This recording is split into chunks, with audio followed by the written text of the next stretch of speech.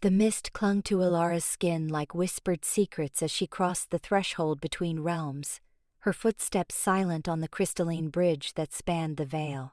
Behind her lay the spring court, verdant and alive with blooming possibilities, while ahead stretched the night court's domain, draped in shadows that seemed to breathe with ancient malice.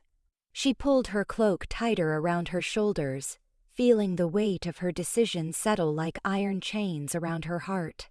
The Queen's summons had been delivered by a raven whose eyes gleamed with unnatural intelligence, its message brief but unmistakable: come alone, or watch both realms crumble into chaos.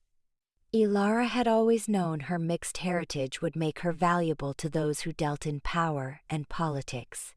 Half human, half fae, she existed in the spaces between worlds, never fully belonging to either, yet essential to both. Her mother had been a spring court noble who fell in love with a mortal scholar, their union blessed by old magic that predated the current tensions between realms.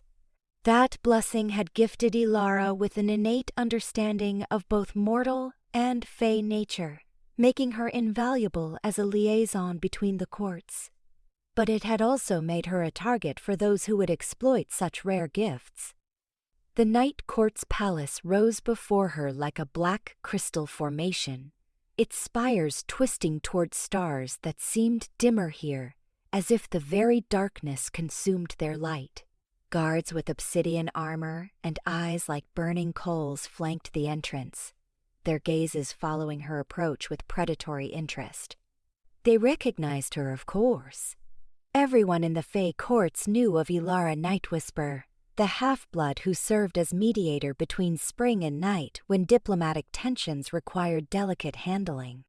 What they didn't know was that her loyalty to the spring court had been wavering for months, ever since she'd witnessed Queen Titania's increasingly erratic behavior and cruel punishments of those who dared question her decisions. The throne room stretched before her like a cavern carved from midnight itself, its walls adorned with murals that shifted and changed as she watched, telling stories of conquest and betrayal in living art. At the room's heart sat the Night Queen, Lucien, her beauty both terrible and magnificent. Where Titania embodied the wild, untamed aspects of spring growth, Lucien was winter's sharp edge, her pale skin, luminous, against flowing black hair that seemed to absorb light itself. Her eyes, a silver so pure they appeared almost white, fixed on Elara with an intensity that made her blood sing with both fear and fascination. Elara Nightwhisper. Lucien's voice carried the sound of wind through bare branches, melodic yet haunting. You came.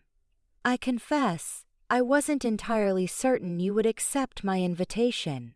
She rose from her throne with fluid grace, descending the obsidian steps with movements that reminded Elara of a hunting cat stalking its prey. Tell me, child of two worlds, what do you see when you look upon your beloved spring court these days? The question struck deeper than Elara had expected, forcing her to confront truths she had been avoiding. I see a realm in transition, she replied carefully, knowing that every word would be weighed and measured for hidden meanings. Queen Titania faces challenges that test even her considerable wisdom. Lucien's laugh was like silver bells wrapped in shadows. Diplomatic to the end, but we both know the truth, don't we? Titania is losing her grip on sanity, her magic becoming as wild and unpredictable as a spring storm. How many of her own subjects has she executed this month for imagined betrayals? How many gardens has Kabul? She withered in fits of rage? The Night Queen stopped mere inches from Elara, close enough that her otherworldly presence made the air itself feel electric. The balance between our realms depends on stable leadership. When one court falls into chaos, the other inevitably follows. Elara's hands clenched at her sides, fighting the urge to defend Titania despite knowing Lucien spoke the truth. She had witnessed the Spring Queen's deteriorating mental state firsthand, seen the fear in Courtier's eyes as Titania's moods swung from manic joy to devastating fury without warning. "What are you proposing?" she asked, though she suspected she already knew the answer. "A partnership," Lucien said, circling Elara like a shark sensing blood in the water. "You have access to the Spring Court's inner workings, knowledge of Titania's plans and weaknesses. I need that information to prevent a catastrophic collapse that would destroy both our realms. In return, I offer you something your mixed heritage has always denied you: true sight into the Fae realm's deeper mysteries." The offer hung between them like a blade balanced on its edge. Elara had always been limited by her human half, able to perceive Fae magic but never to its full extent. There were layers of reality she could only glimpse, powers and secrets that remained frustratingly beyond her reach. The magical sight Lucien offered would change everything, granting her abilities that could reshape her entire existence. But it would also make her a traitor to the court that had raised her, the people who had become her family despite their flaws. "Show me," Elara whispered, her voice barely audible in the vast throne room. Lucien smiled, and for a moment genuine warmth flickered in her silver eyes. "I hoped you would ask." She extended one pale hand, palm up, and shadows coalesced above her skin to form a blade of pure darkness. Without hesitation, she drew the weapon across her palm, letting drops of midnight black blood fall onto the obsidian floor. The droplets hissed and steamed where they landed, releasing wisps of shadow that danced in impossible patterns.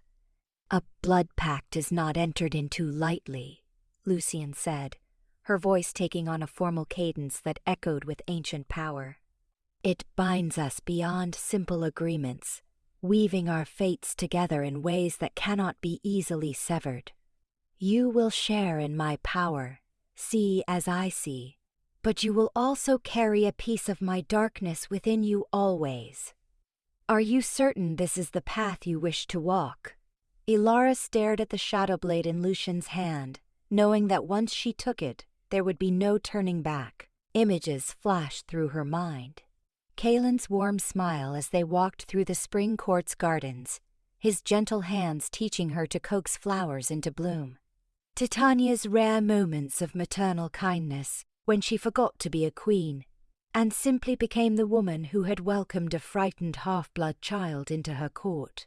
The friends and allies who trusted her completely, never suspecting she might one day stand here contemplating their betrayal. But she also remembered the bodies of those Titania had executed for questioning her increasingly paranoid edicts, the withered corpses of gardens destroyed in royal tantrums, the fear that now permeated every corner of the Spring Court like a poison that no amount of blooming flowers could disguise. If Lucien was right, if Titania's madness would eventually destroy both realms, then perhaps betrayal was the only path to salvation. "I accept," Elara said, taking the shadow blade from Lucien's outstretched hand. The weapon felt cold as winter's heart, its darkness seeming to pulse with a life of its own. She pressed its edge to her palm, watching her own bright red blood well up and mix with the black drops already staining the floor. Pain shot through her hand, but it was nothing compared to the agony that followed as power unlike anything she had ever experienced flooded through her veins. The world exploded into new dimensions of sight and sensation. Colors she had no names for painted the air in swirling patterns, revealing the magical currents that flowed through all things. She could see the threads of power that connected every living being, the delicate web of relationships and obligations that held the Fae courts together. Most shocking of all, she could perceive the growing cracks in that web, the places where Titania's madness was causing irreparable damage to the very fabric of their reality. Lucien's voice seemed to come from very far away, as the visions overwhelmed Elara's newly enhanced senses. The sight will stabilize in time, but for now, focus on my voice. Let it anchor you to this moment, this place. Cool hands gripped Elara's shoulders, providing a steady point of contact as reality reasserted itself. What you're experiencing is the true nature of our world, stripped of the veils that normally protect mortal minds from too much truth. It will become easier to bear with practice. Gradually, the overwhelming flood of sensation receded to manageable levels, though Elara could still perceive layers of reality that had been invisible to her before. She looked up at Lucien with eyes that now saw the Night Queen's true nature, ancient beyond mortal comprehension, beautiful and terrible in equal measure, but also carrying a burden of loneliness that stretched back centuries. The power, Elara whispered, still struggling to process what she had gained. It's more than I imagined. Power always comes with a price, Lucien said, her expression growing serious. The blood pact has bound us together, but it has also marked you. Others will sense the change, especially those with strong magical abilities. You must be careful how you reveal your new capabilities, and to whom. She moved to a table set with crystal decanters and poured a dark liquid into 2 goblets. Drink this. It will help stabilize your system and ease the transition. The liquid tasted of starlight and shadows, simultaneously bitter and sweet. As it flowed down her throat, Elara felt her new abilities settling into a more manageable configuration. She could still see the magical currents flowing around them, but they no longer threatened to overwhelm her consciousness. How long before others notice the change? She asked. That depends on how skillfully you conceal it, Lucien replied. Those closest to you will likely sense something different immediately, though they may not understand what they're perceiving. Kaelin, for instance, will know you've been changed by powerful magic long before he comprehends the true extent of your transformation. The mention of Kaelin's name sent a stab of guilt through Elara's chest. He had been her closest friend in the spring court, the one person who understood her struggles with dual heritage because he faced similar challenges as a changeling raised among pure-blooded fae. Their relationship had been evolving from friendship into something deeper. Over recent months, tentative and sweet, like the first flowers of spring breaking through winter's grip. Now she would have to face him, knowing she had made a pact that would eventually force her to betray everything he held dear. He cares for you, Lucien observed, reading Elara's expression with unsettling accuracy. The changeling with eyes like summer storms.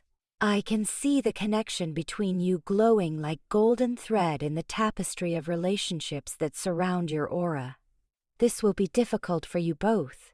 Will he hate me when he learns the truth? Elara asked, voicing the fear that had been gnawing at her since she first considered Lucien's offer. Lucien was quiet for a long moment, studying Elara with those penetrating silver eyes. Hate is too simple an emotion for what you're likely to face. Betrayal cuts deepest when it comes from those we love most, but love also makes forgiveness possible in ways that mere hatred cannot achieve. Whether Kaelin can forgive you will depend largely on whether your actions ultimately save or damn the people he seeks to protect. The weight of responsibility settled on Elara's shoulders like a mantle made of lead. She had always known her unique position made her important to the court's political machinations, but now she truly understood the scope of power she would wield. With her enhanced sight, she could perceive the true extent of the damage Titania's madness was causing to the magical foundations of both realms. If she didn't act, if she didn't provide Lucien with the intelligence needed to stabilize the situation, millions of beings across both courts would suffer the consequences. "What do you need me to do?" Elara asked, squaring her shoulders in acceptance of her new role. "Return to the spring court as if nothing has changed," Lucien instructed. "Resume your normal duties, but observe everything with your new sight. Pay particular attention to Titania's magical workings, the state of the court's defensive barriers, and any plans for military action against perceived threats. I need to understand exactly how far her madness has progressed and what triggers might send her into full-scale warfare." Elara nodded, though her stomach churned at the thought of spying on the woman who had been like a mother to her. "How will I contact you with what I learn?" Lucien gestured to the wound on Elara's palm, which had already healed but left a thin silver scar in the shape of a crescent moon. "The blood pact provides a permanent connection between us. When you have information to share, simply place your hand over your heart and speak my name 3 times. I will hear you, no matter the distance between us, and arrange a meeting." She paused, her expression growing troubled. "But be cautious about when and where you make contact. The magic involved in our communication is distinctive enough that powerful mages might detect it if they're actively searching." The journey back to the spring court felt both too long and too short, giving Elara time to rehearse the lies she would need to tell, while also forcing her to confront the reality of what she had done. The enhanced sight made the trip fascinating and terrifying in equal measure, revealing the true nature of the borderlands between realms. She could see the places where reality grew thin, where creatures from other dimensions sometimes slipped through the cracks to wreak havoc in the mortal world. More disturbing were the dark spots where Titania's wild magic had scarred the very fabric of existence, leaving wounds that might never fully heal. The spring court's palace rose before her like a jewel carved from living wood and flowering vines, its beauty unmarred by any hint of the corruption she could now perceive running through its magical foundations. Guards in armor decorated with blooming roses snapped to attention as she approached, their faces showing relief at her safe return. They knew she had been summoned for diplomatic purposes, but remained unaware of the true nature of her mission to the Night Court. "Lady Elara."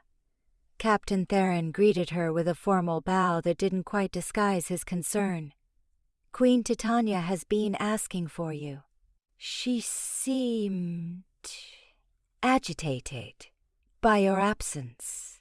The way he spoke suggested Titania's agitation had manifested in ways that made everyone in the palace nervous, which had become an unfortunately common occurrence in recent months.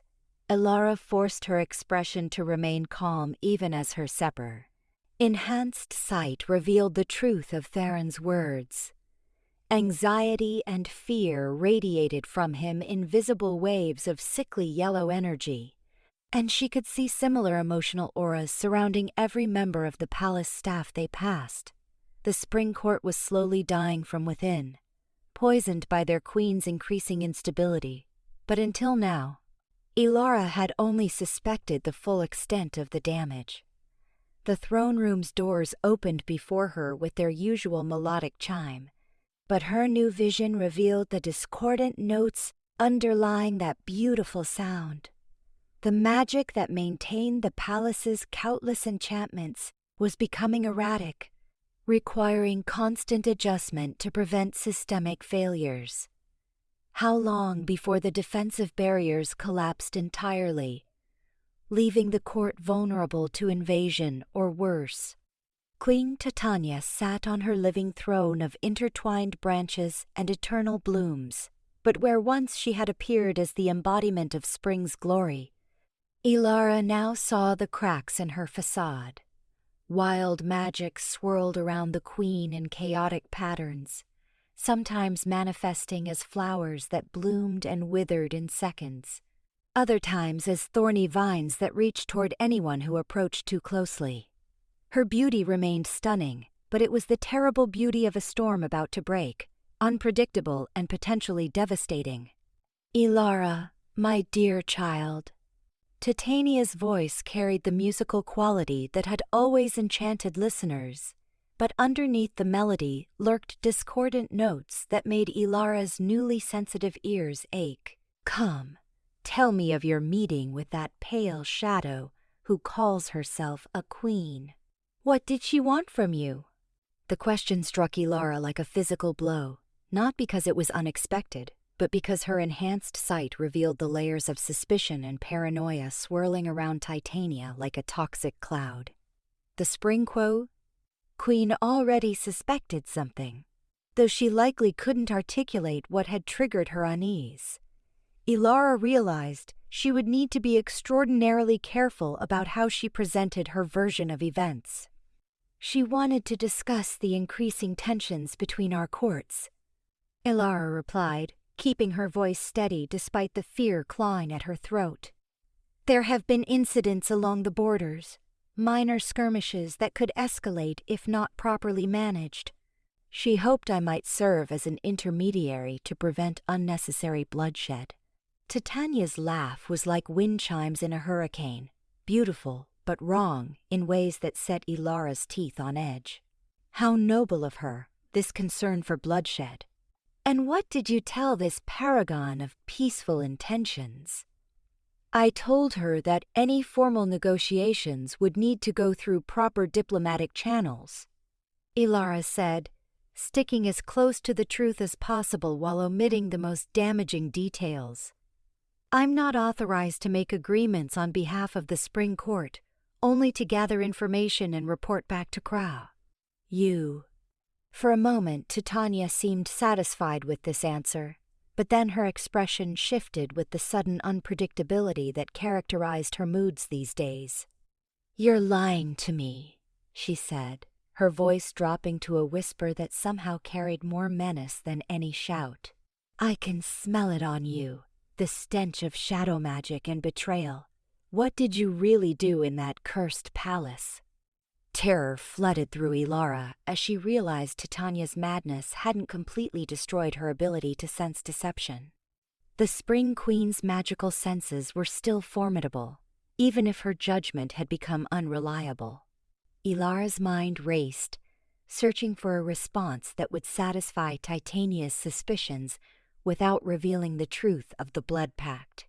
"The Night Court's magic clings to all visitors," Elara said, forcing herself to meet Titania's increasingly wild gaze. "You've remarked on it yourself after returning from diplomatic missions to their realm. As for betrayal, I would never dishonor the court that welcomed me when I had nowhere else to go. My loyalty to you and to our people is absolute." The words felt like ash in her mouth, technically true but fundamentally false in ways that made her soul ache. She was loyal to the people of the Spring Court, which was exactly why she had made the pact with Lucien. But Titania was too far gone to understand such nuanced reasoning, too lost in paranoid delusions to accept that opposition to her rule might stem from love rather than hatred. Titania stared at her for what felt like an eternity, wild magic crackling around her like green lightning. Finally, she nodded slowly, though suspicion still lingered in her eyes. "Perhaps you speak truth, child. These are dangerous times, and I find myself questioning everyone's motives. Forgive an old queen's paranoia." She gestured for Elara to approach the throne. "Come closer. Let me look upon you properly." Every instinct screamed at Elara to flee, but she forced herself to walk forward until she stood within arm's reach of the throne. This close, she could see the full extent of Titania's deterioration with her enhanced sight. The queen's life force flickered like a candle in a windstorm, her magic eating away at her very essence in its chaotic manifestations. How much longer could she survive this self-destructive spiral? Titania reached out with one delicate hand, placing her palm against Elara's cheek in a gesture that had once been purely maternal. Now, however, Elara could feel the Queen's magic probing at her defenses, searching for evidence of deception or foreign influence. The blood pact's protections held, but barely, and she had to exert considerable willpower to keep her expression neutral as invasive magical tendrils pressed against her mind. "You've changed," Titania murmured, her eyes narrowing as she tried to identify what felt different about her adopted daughter. "There's something new in your aura, a depth that wasn't there before. What happened to you in the night court?" Elara's heart hammered against her ribs as she struggled to find an explanation that would satisfy the Queen without revealing the truth. "Being in Queen Lucien's presence was intense," she said carefully. "Her power is different from yours, colder and more focused. Perhaps being exposed to such concentrated magic for an extended period affected my own abilities." It was close enough to the truth to ring with authenticity, and Titania seemed to accept the explanation. She withdrew her hand and settled back onto her throne, though her expression remained troubled. "I want you to avoid further contact with the Night Court unless absolutely necessary," she commanded.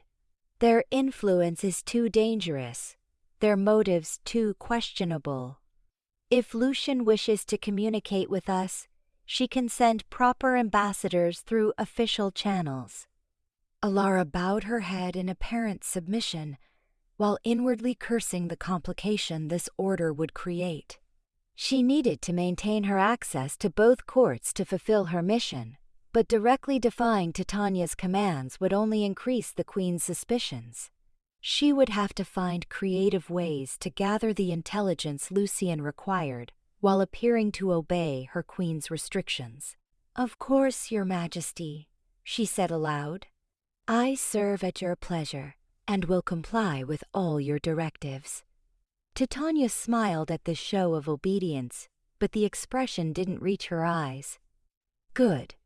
Now go and rest. You look tired from your journey, and I have need of your services in the coming days. There are plots brewing against our court, enemies gathering in the shadows to strike when they believe us weak. I'll need your unique insights to help identify and eliminate these threats."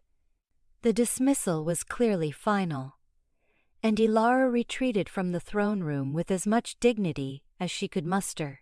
But inside, her mind was reeling from the implications of Titania's words. Plots and enemies in the shadows? Was the Queen referring to real threats, or were these simply more manifestations of her paranoid delusions? With her enhanced sight, Elara might be able to determine the truth, but doing so would require careful investigation that couldn't appear to conflict with her supposed loyalty to the Spring Court. The corridors of the palace seemed different now, viewed through eyes that could perceive the magical undercurrents flowing through every stone and timber.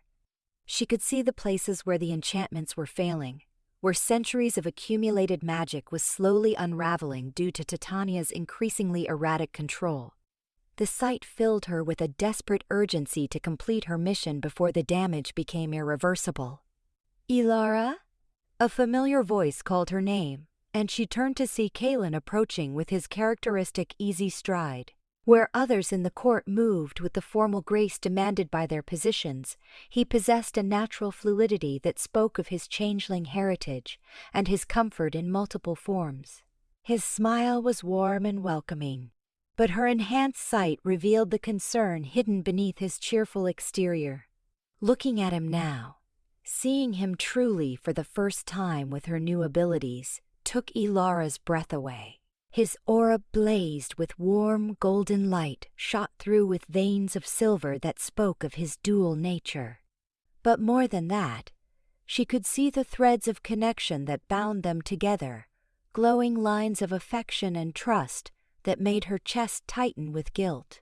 How could she maintain this deception with someone who cared for her so deeply? "Kalen," she managed, hoping her voice sounded normal despite the emotional turmoil raging inside her. "I was just returning from my diplomatic mission." He fell into step beside her as they walked toward the private quarters where the court's inner circle resided. How did it go? The entire palace has been buzzing with speculation about why the Night Queen requested a personal meeting with you. Some of the more paranoid courtiers are convinced it's part of some elaborate plot against the Spring Court. If only they knew how right they were, Elara thought bitterly. Aloud, she said, "It was routine diplomatic posturing, nothing more sinister than that. Queen Lucien wanted to gauge our court's position on some border disputes and trade negotiations." Kaelin nodded, but she could see that he wasn't entirely convinced by her explanation. His changeling heritage made him particularly sensitive to emotional undercurrents, and her guilt was probably radiating from her in waves despite her attempts at concealment. "You seem different somehow," he said, echoing Titania's earlier observation. "More... I'm not sure how to describe it. Intense, perhaps?" The accuracy of his perception sent a chill down Elara's spine. If Kaelin could sense the change so readily, how long before others began asking more pointed questions? She needed to find ways to explain her transformation that wouldn't arouse suspicion, while also learning to better conceal the new depths of her abilities. "The Night Court's atmosphere is rather overwhelming," she said, falling back on the same explanation she'd given to Tanya. "All that concentrated shadow magic leaves an impression on visitors. I'm sure the feeling will fade in a day or two." They had reached the garden courtyard that served as an informal gathering place for the court's younger members, a space where the rigid protocols of the throne room gave way to more relaxed social interaction. Usually, Elara found comfort in this setting, surrounded by friends and colleagues who understood the unique challenges of serving in the Fae court. Now, however, her enhanced sight revealed the complex web of relationships, alliances, and hidden animosities that connected everyone present. Lady Seraphina sat beneath a flowering apple tree, her beauty unmarred by the calculating ambition that swirled around her like a dark cloud. Lord Garrett regaled a small group with tales of his latest hunting expedition, but Elara could see the cruel satisfaction he took in describing the suffering of his prey. Even among those she had considered friends, she now perceived hidden depths that were sometimes beautiful and sometimes disturbing. "Elara!" Seraphina called out, gesturing for her to join the gathering. "Come tell us about your mysterious audience with the Night Queen. We're all dying to know what transpired behind those obsidian walls." The casual invitation felt more like a trap now that Elara could perceive the genuine curiosity mixed with barely concealed ambition in Seraphina's aura. The lady was undoubtedly hoping to gather information that could be used to advance her own position within the court's hierarchy. How many others were similarly motivated by self-interest rather than genuine friendship? "I'm afraid there's little to tell," Elara replied, settling onto a stone bench that offered a clear view of everyone present. "Diplomatic discussions tend to be rather dry affairs, full of careful language and veiled implications. Nothing that would make for interesting conversation." Garrett laughed, a sound that carried undertones of mockery her new hearing could detect all too clearly. "Come now. Surely you can share something more substantial than that. The Night Queen doesn't summon half-blood diplomats for routine trade negotiations. There must have been some deeper purpose to the meeting." The casual cruelty in his reference to her mixed heritage stung, but it also revealed something important about the court's social dynamics that she had previously overlooked. Her position as a half-blood made her useful as a go-between with the mortal world, but it also marked her as perpetually other in the eyes of many pure-blooded Fae. That otherness could work to her advantage in her new role as a spy, since others might not expect her to have access to the court's most sensitive secrets. Perhaps she was simply curious about me, Elara said with a self-deprecating smile. After all, there aren't many half-bloods serving in diplomatic capacities. I might have been something of a novelty to her. The explanation seemed to satisfy most of the gathering, but Elara noticed that Kalen continued to watch her with a troubled expression. His changeling nature made him acutely aware of deception and hidden meanings, and she was clearly failing to completely convince him of her story's veracity. She would need to be extra careful around him going forward, at least until she learned to better control the new aspects of her nature that the blood pact had awakened. As the afternoon wore on, and the gathering gradually dispersed, Caleb lingered until they were alone in the garden. The golden light of the setting sun painted everything in warm hues, creating the kind of romantic atmosphere that would have thrilled her just yesterday. Now, however, it felt like a mockery of the innocence they had lost, though Kalen remained unaware of how fundamentally their relationship had changed. "Walk with me?" he asked, offering his arm in the courtly manner that always made her heart flutter slightly. She accepted the gesture, though now she was painfully aware of the magical connections flowing between them, visible as golden threads that pulsed with every heartbeat. They strolled through the palace's outer gardens in comfortable silence, following paths lined with flowers that responded to their presence by releasing sweet fragrances into the evening air. This had always been one of Elara's favorite times of day, when the court's formal activities wound down and she could simply enjoy the beauty of her surroundings without worrying about diplomatic protocols or political maneuvering. "I'm worried about you," Kalen said finally, his voice soft but serious. "Something happened during your meeting with the Night Queen. Something you're not telling me. I won't press you for details if you're not ready to share them, but I want you to know that whatever it is, you don't have to face it alone."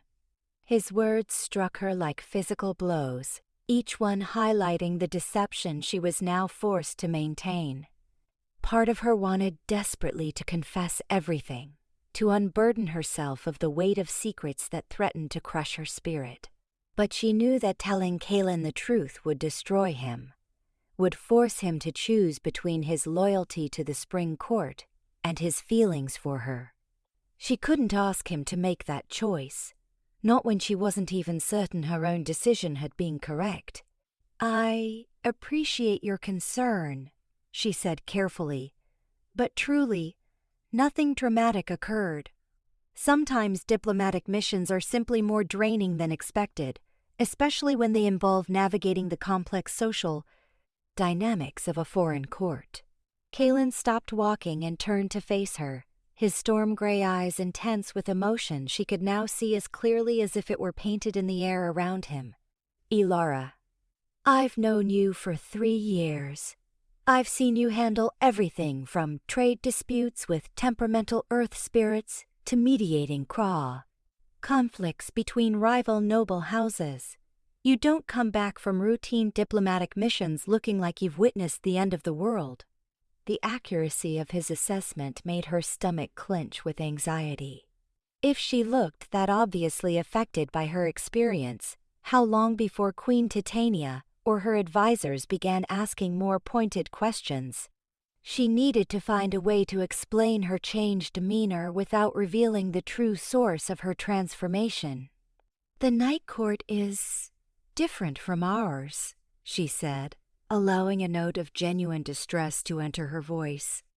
"The magic there is colder, more alien than anything I've experienced before. Being immersed in that environment for several hours left me feeling somewhat disoriented. I'm sure the sensation will pass once I've had time to fully readjust to our court's more familiar energies." It was perhaps the most honest thing she'd said since returning, though it still concealed the most crucial details of her experience. Kalen seemed to accept this explanation, his expression softening with understanding and sympathy. "I'm sorry," he said, reaching out to gently brush a strand of hair from her face. I should have realized that exposure to such foreign magic might have lasting effects. Is there anything I can do to help you readjust?"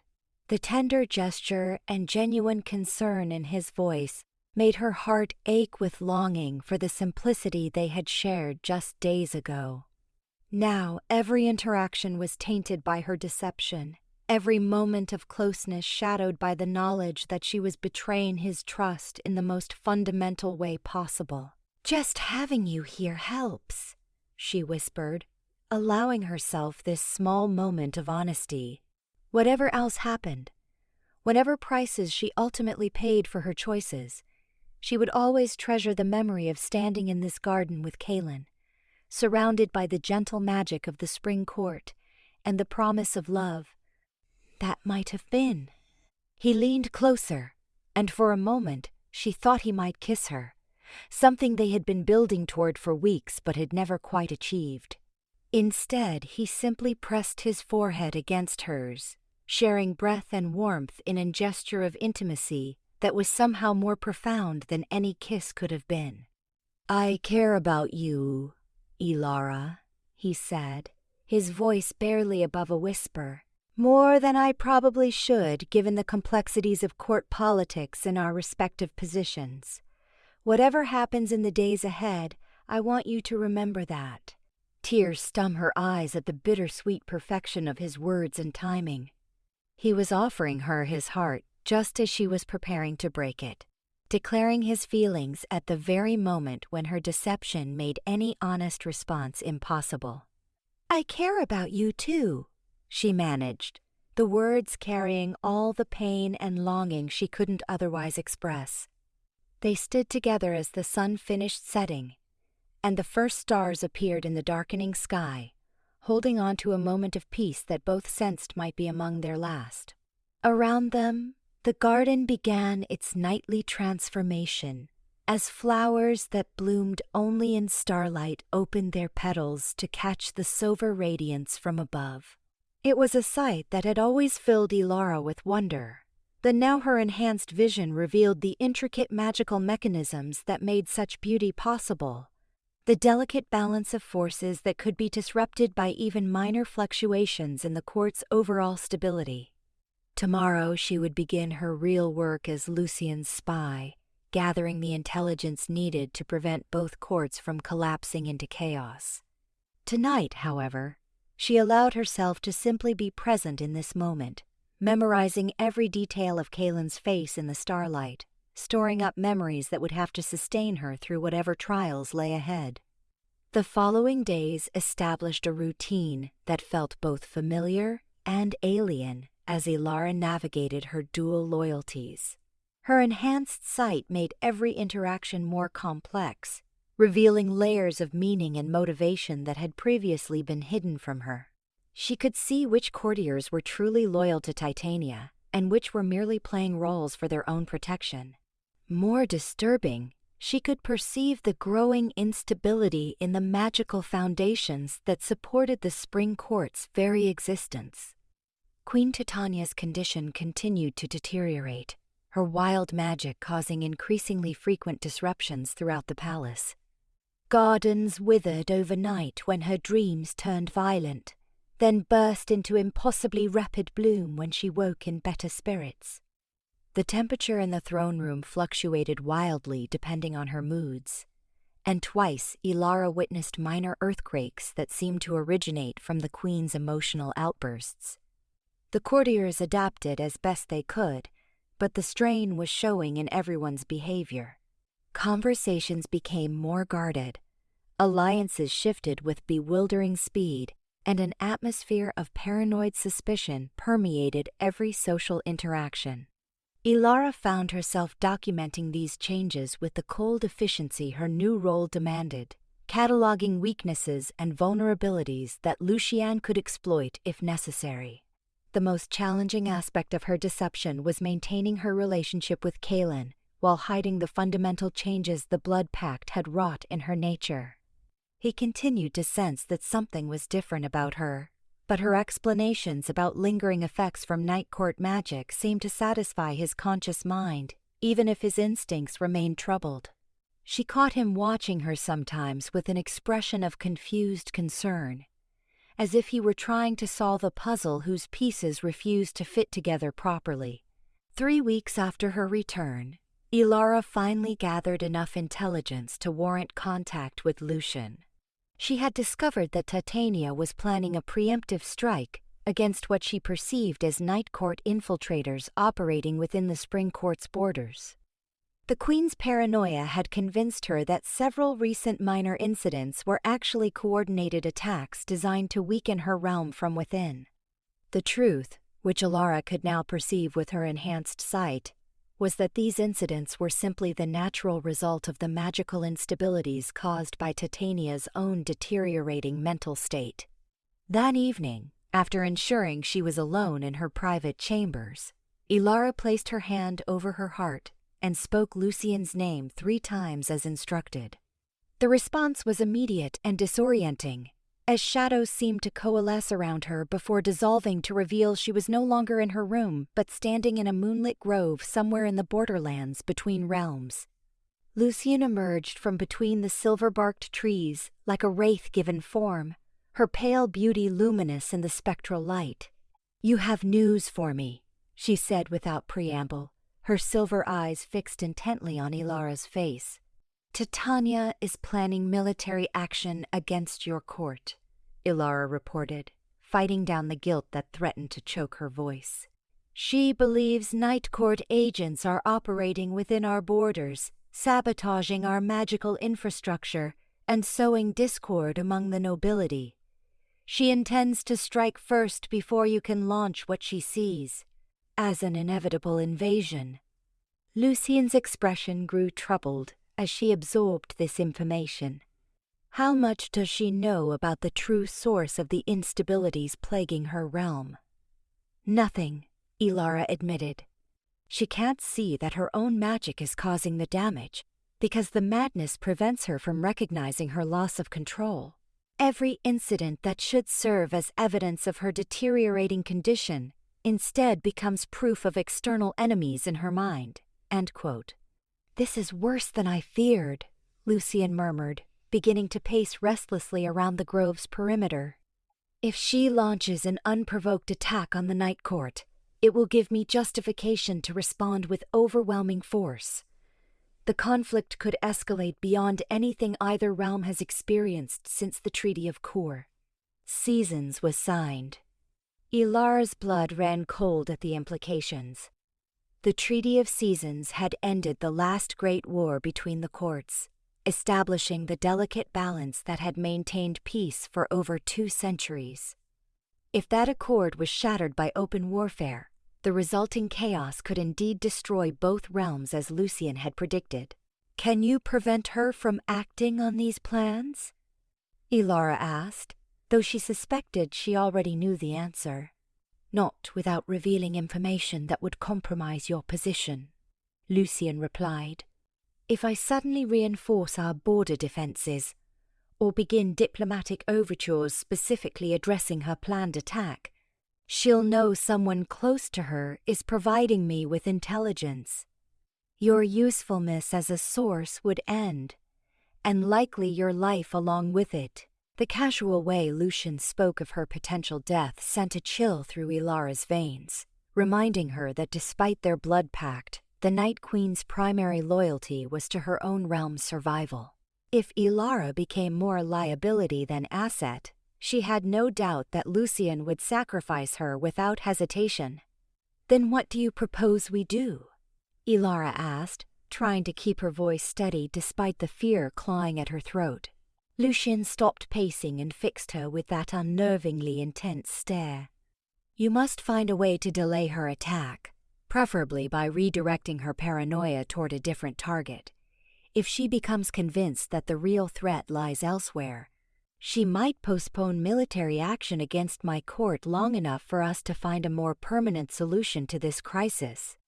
"And how exactly am I supposed to manipulate a mad queen without arousing suspicion?" Elara demanded, frustration breaking through her careful diplomatic facade.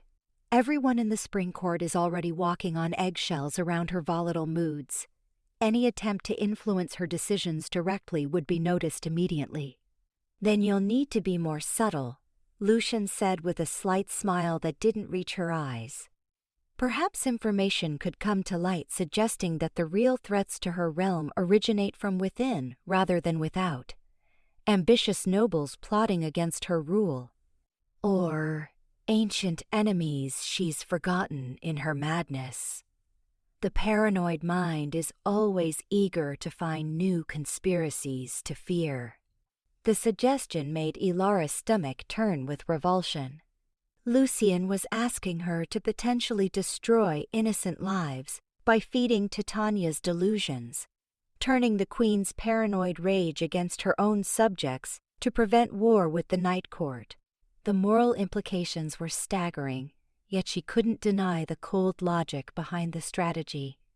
"You're asking me to sacrifice members of my own court to protect yours," she said, voicing the ugly truth neither of them wanted to acknowledge directly.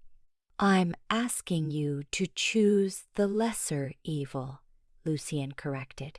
"A few nobles facing the Queen's displeasure versus both realms consumed by warfare that could kill millions.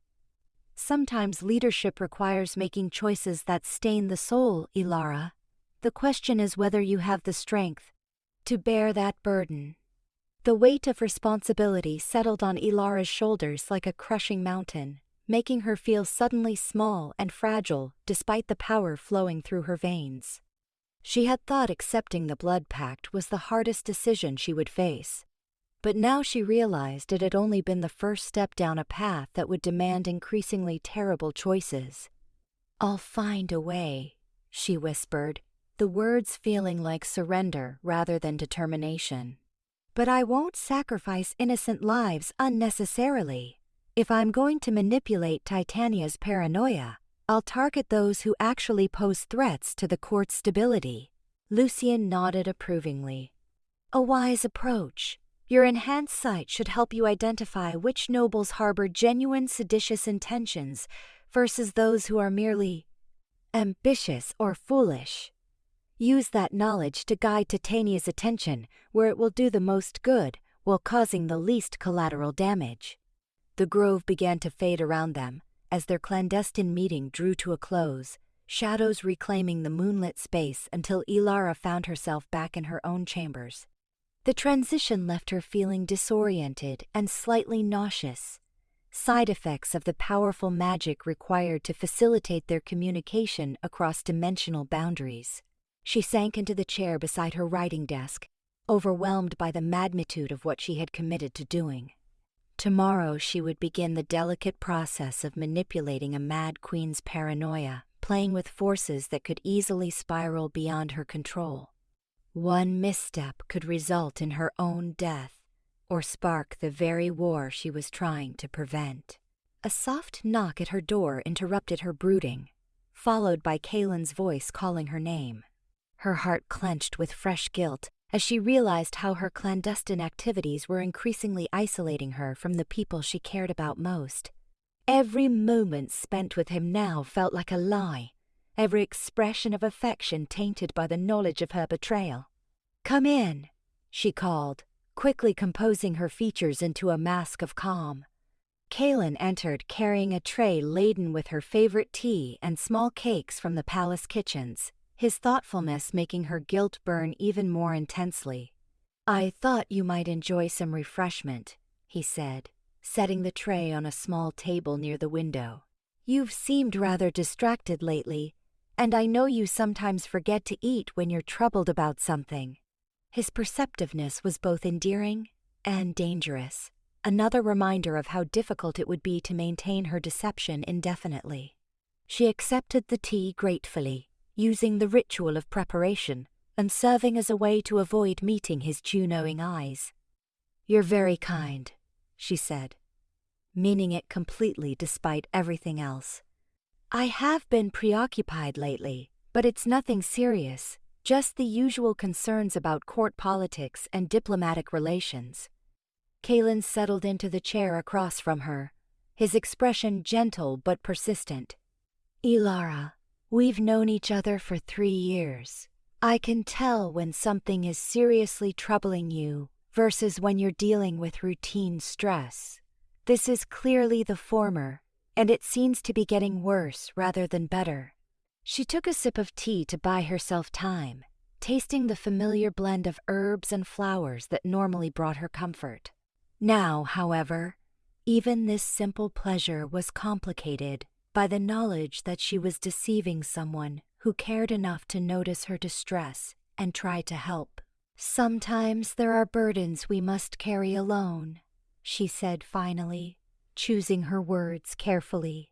Not because we don't trust those we care about, but because sharing the weight would only multiply the pain without reducing the responsibility.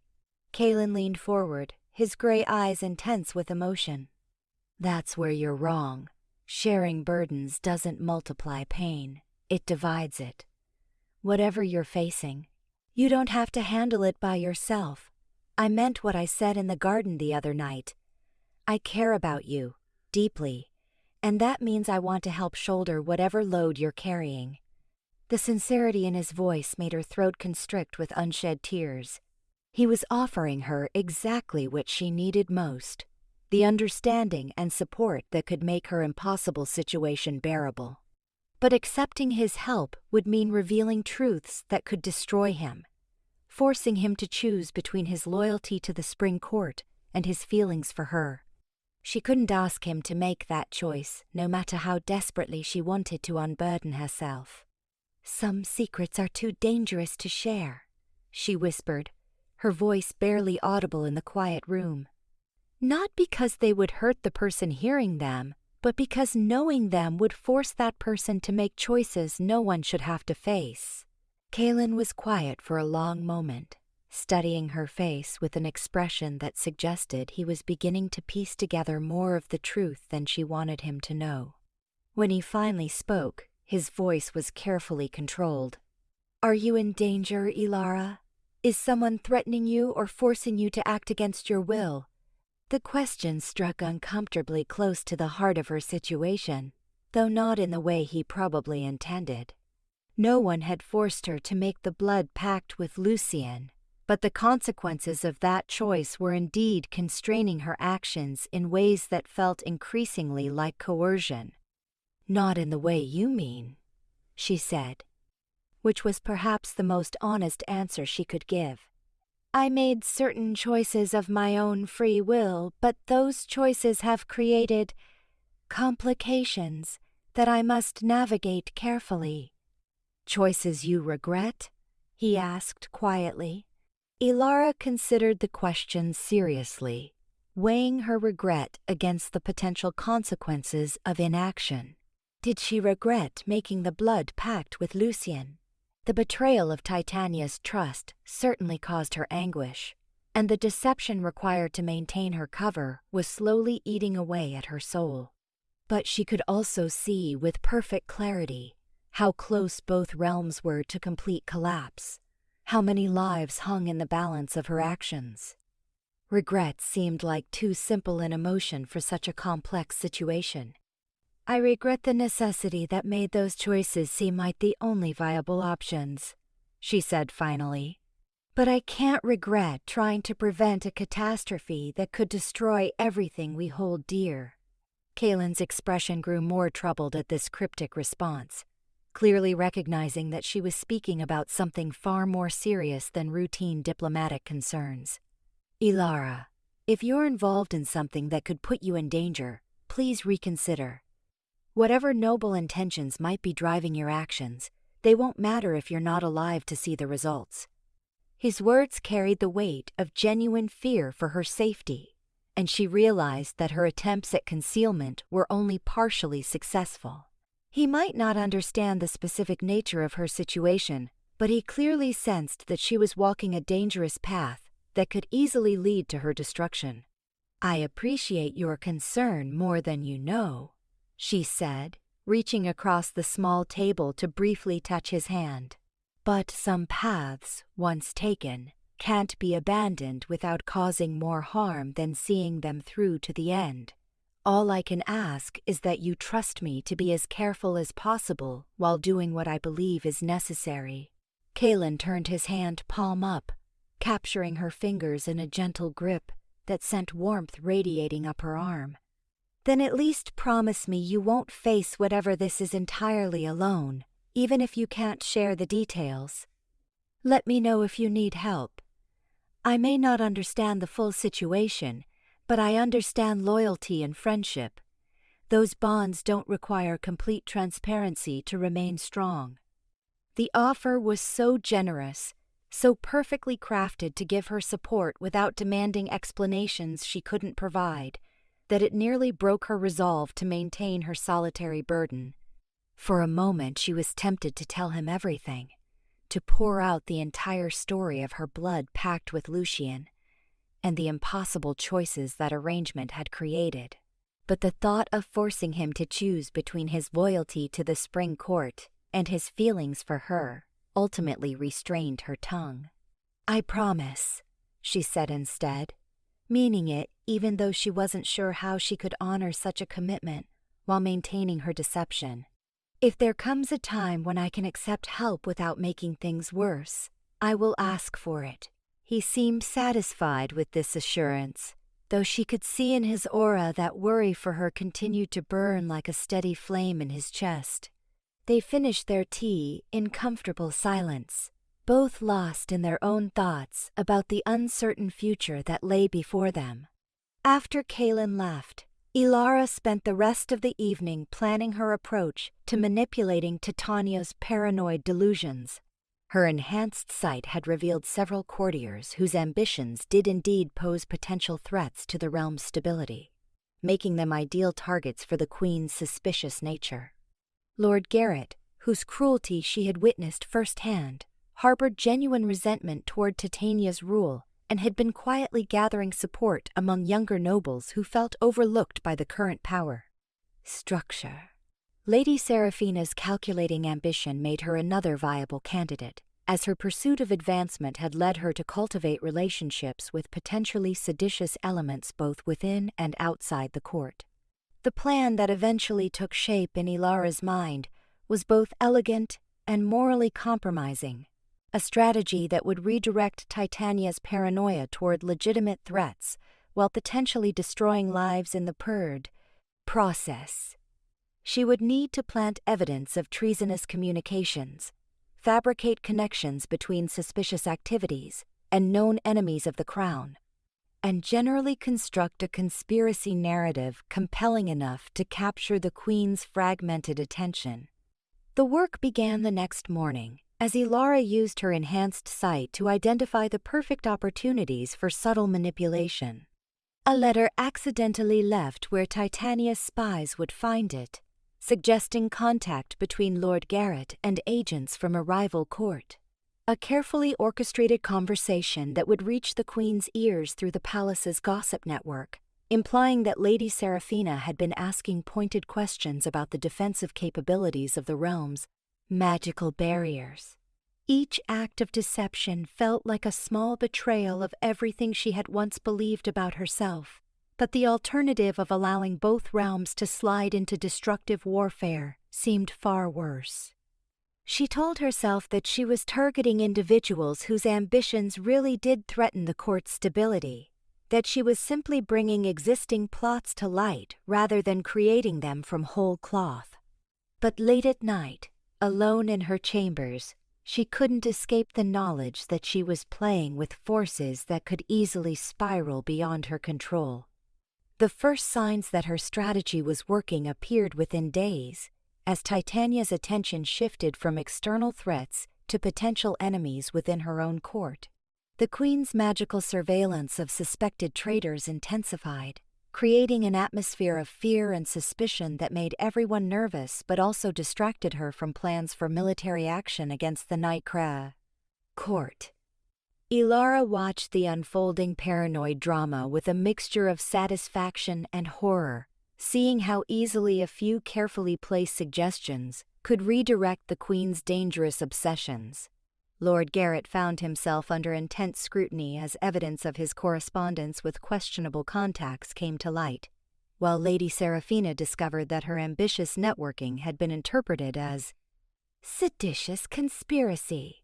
Both nobles were guilty of the ambitions attributed to them, but the speed and intensity of Titania's response exceeded anything Elara had anticipated.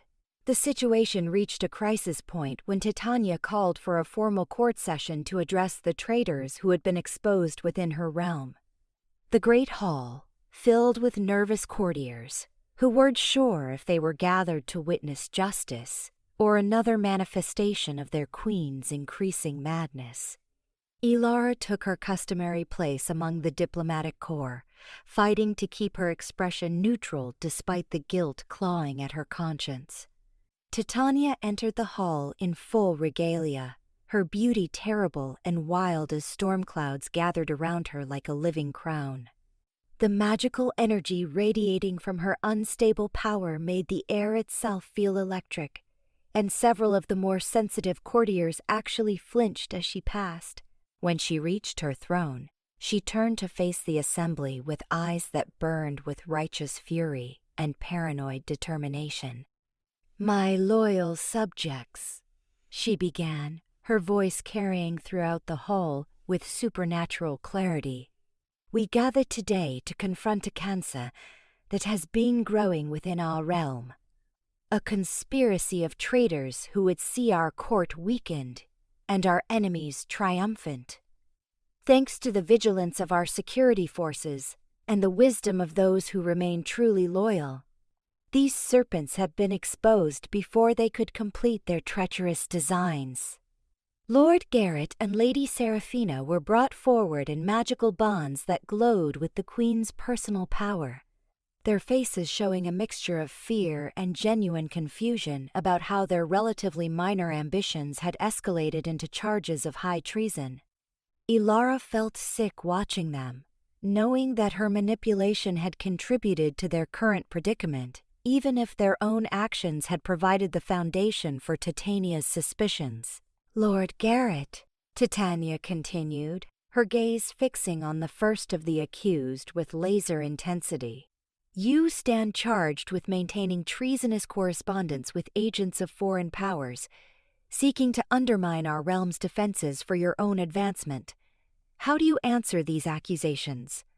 Garrett's face was pale but defiant as he replied, "Your Majesty, while I may have engaged in communications that were perhaps indiscreet, I have never betrayed the Spring Court or sought to harm our realm. Any conversations I may have had with individuals from other courts were motivated by curiosity rather than treasonous intent." End quote. His answer was probably truthful, but Elara could see with her enhanced sight that it contained just enough ambiguity to fuel Titania's paranoid interpretations. The Queen's magic flared around her like green fire as she processed his words, twisting them through the lens of her fractured mental state until they became confirmation of her worst suspicions. "Curiosity?" Titania's laugh was like breaking glass. "You call treasonous conspiracy curiosity? Your communications specifically sought information about our defensive capabilities and the loyalty of key nobles. That is not idle curiosity, Lord Garrett. That is espionage in service of our enemies." The accusation was exaggerated, but not entirely false, as Garrett had indeed been gathering information that could be used against the court if he ever chose to defect or switch allegiances. Elara's manipulation had simply brought these activities to Titania's attention in a way that made them appear more coordinated and threatening than they actually were.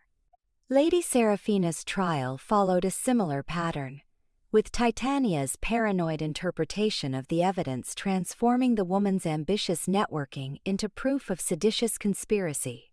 The lady protested her innocence with increasingly desperate eloquence, but her words only seemed to further convince the Queen of her guilt. Elara watched the proceedings with growing horror as she realized how completely her strategy had succeeded. Titania's attention was indeed focused on internal threats rather than external ones, but the Queen's response was far more extreme than anything Elara had anticipated. Both accused nobles were sentenced to exile from the realm, their magical bonds to the spring court severed in a process that would leave them powerless and vulnerable in the wider world. The sentences were harsh, but not fatal, which allowed Elara to tell herself that her manipulation hadn't directly caused anyone's death. But she could see in the faces of the other courtiers that the message had been received loud and clear. Any hint of disloyalty would be met with swift and merciless punishment. The atmosphere of fear and suspicion that now permeated the court was as much her creation as Titania's madness. That evening, Elara retreated to her chambers, feeling emotionally drained and morally compromised in ways she was still trying to process. She had succeeded in her immediate objective of preventing Titania from launching an attack on the Night Court, but the cost of that success weighed heavily on her conscience. 2 lives had been ruined. The court's atmosphere had become toxic with paranoid suspicion, and she had revealed herself to be capable of manipulations that would have horrified her former self. A soft knock at her door interrupted her brooding, and she opened it to find Kalen waiting in the corridor with an expression of deep concern. One look at his face told her that he had drawn uncomfortable conclusions about her potential involvement in the day's events. "May I come in?" he asked quietly. "I think we need to talk." She stepped aside to let him enter, her heart hammering with the fear that her deception was finally about to be exposed. If Kalen had pieced together her role in the destruction of Lord Garrett and Lady Seraphina, she would have to decide whether to confess everything or attempt to maintain her lies in the face of his suspicions. "You were involved in what happened today," he said without preamble, his voice carefully controlled but carrying undertones of hurt and disappointment. "I don't know how or why, but I can see it in your aura, the guilt and satisfaction warring together in ways that suggest you achieved something you wanted at a cost you didn't fully anticipate." The accuracy of his assessment sent a chill through Elara's veins, confirming her worst fears about how visible her emotional turmoil had become to those who knew her well. She considered attempting to deny his conclusions, but the look in his eyes suggested that lies would only make the situation worse. "How long have you suspected?" she asked instead, her voice barely above a whisper. "Since the night you returned from the Night Court," he admitted. "Your entire aura changed that evening, gaining depths and shadows that hadn't been there before. Then your behavior began shifting in subtle ways, as if you were playing a role rather than simply being yourself. Today's events finally provided enough context for me to understand what I was seeing." Elara sank into her chair, feeling the weight of her deception crushing down on her like a physical force. The moment she had been dreading since making the blood pact with Lucien had finally arrived, and she had no idea how to navigate it without destroying everything she cared about. "I can't tell you everything," she said finally, her voice heavy with regret. "Not because I don't trust you, but because knowing the full truth would put you in an impossible position. All I can say is that I'm trying to prevent something far worse than what happened today." Kalen was quiet for a long moment, his storm-gray eyes searching her face for clues about the nature of her hidden burden.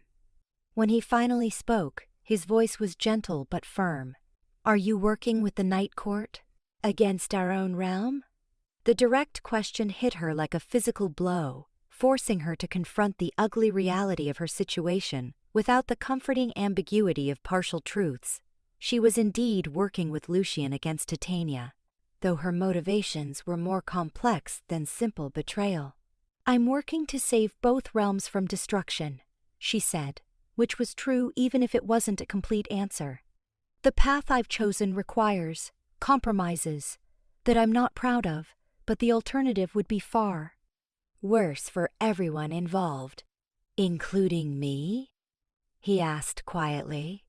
The question pierced her heart like a blade, forcing her to acknowledge how much her deception was hurting the person she cared about most.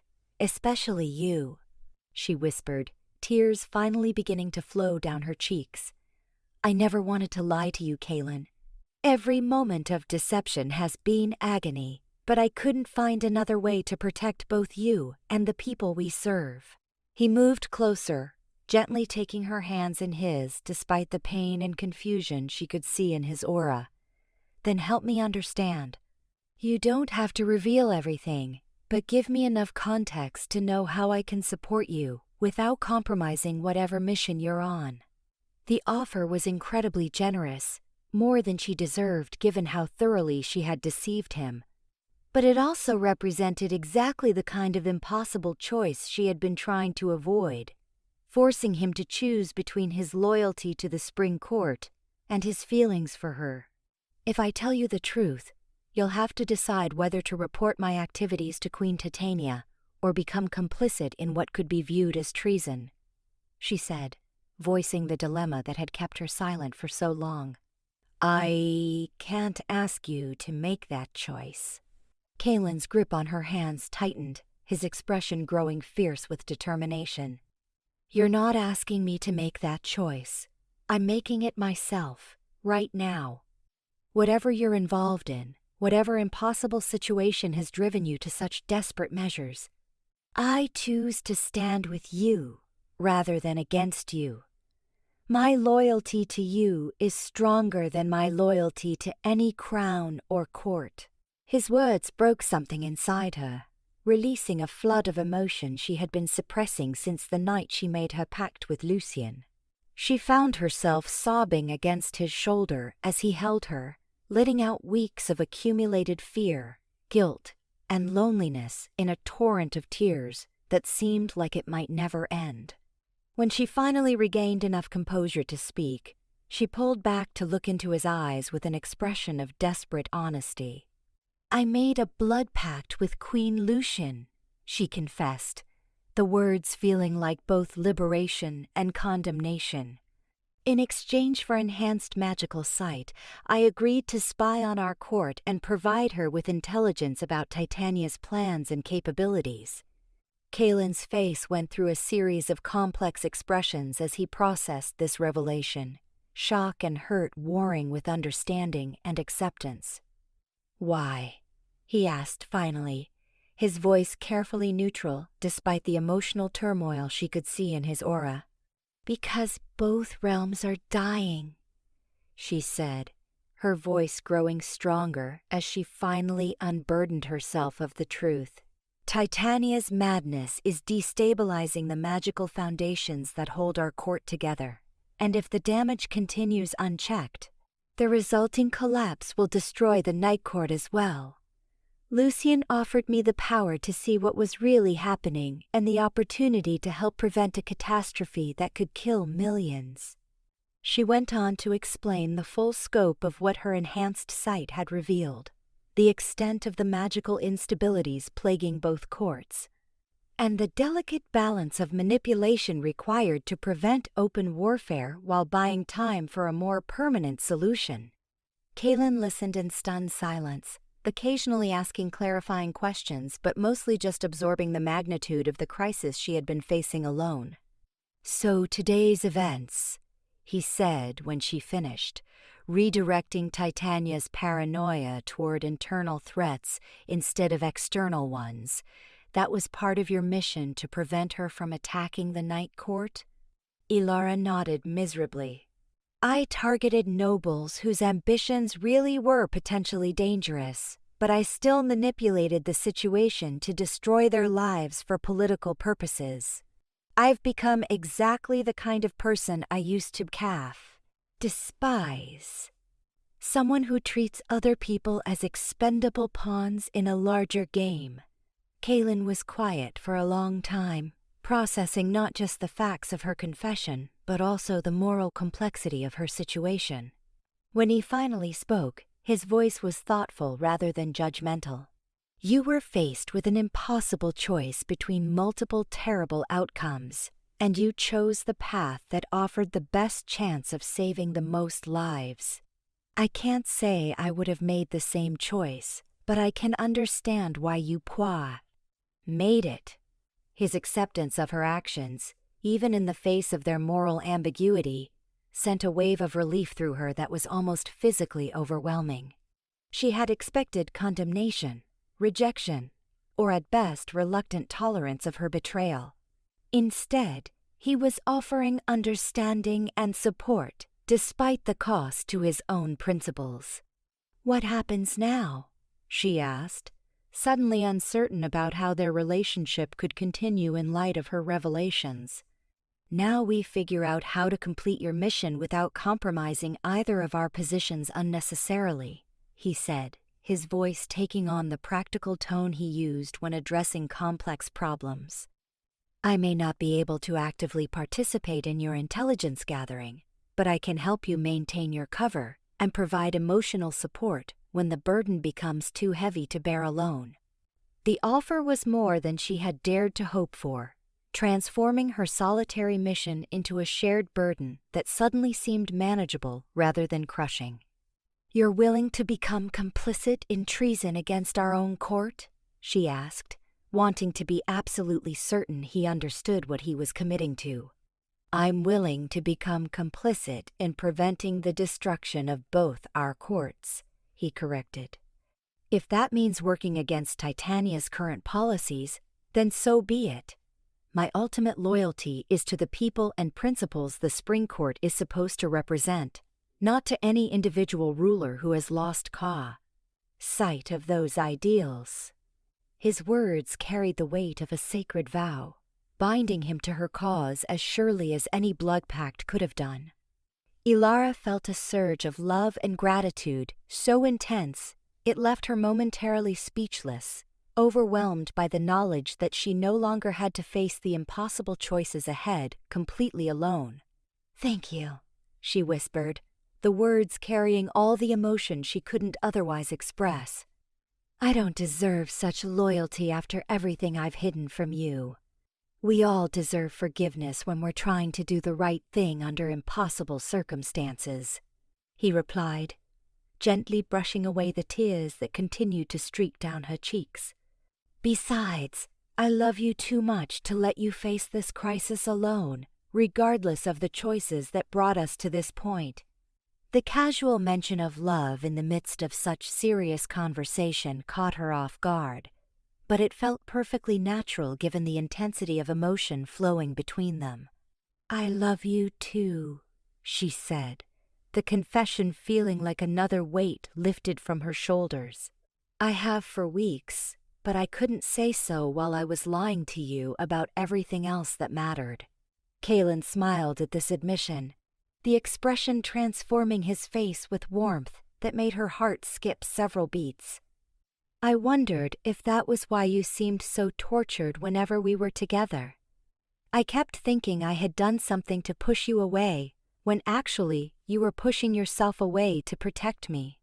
The accuracy of his insight made her laugh despite everything, a sound that carried notes of both joy and hysteria. "You always were too perceptive for my own good. I should have realized I couldn't hide anything from you indefinitely." "I'm glad you couldn't," he said, leaning forward to press his forehead against hers in the gesture that had become their signature expression of intimacy. "Whatever challenges we face going forward, we'll face them together. That makes everything more manageable, even the impossible choices." They spent the rest of the evening planning how to coordinate their efforts while maintaining the appearance of normalcy in their public interactions. Kaelin's changeling abilities would make him particularly valuable for gathering information that couldn't be obtained through Elara's official channels, while his established reputation for loyalty would provide cover for both of their activities.